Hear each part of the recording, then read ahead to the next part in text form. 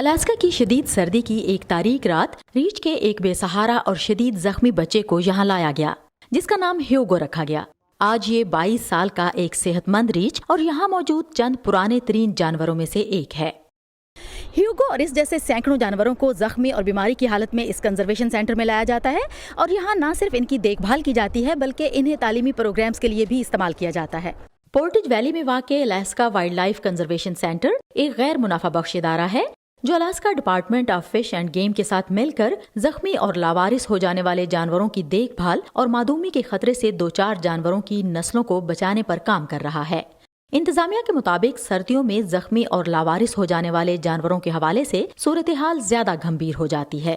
So in Alaska, we have lots of open landscapes and there's not a lot. Alaska का रकबा बहुत ज़्यादा और आबादी बहुत कम है। यहाँ मौसम बहुत ही शदीद होते हैं। इन हालात से निमटने के लिए मखसूस हौसला और अज़्म दरकार होता है। मौसम सरमा की तवील रातों और अंधेरे की वजह से सड़कों पर जानवरों को पेश आने वाले हादसात में इजाफा हो जाता है।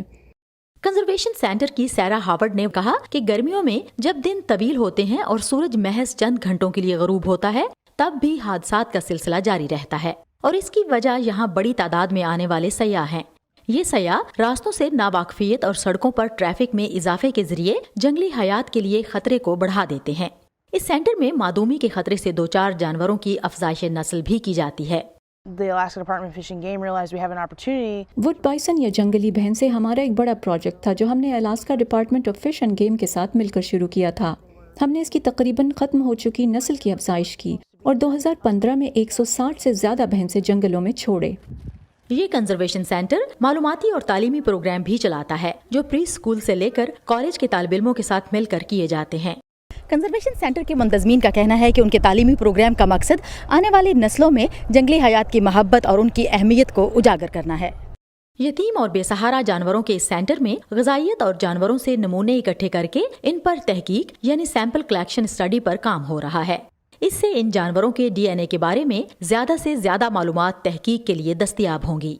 Those are the kind of things that we're really trying to focus on. आजकल हमारा इस पर ज़्यादा फोकस है। हम चाहते हैं कि हमारे बच्चे अपने माहौल और इर्द गिर्द मौजूद जंगली हयात की अहमियत को समझें।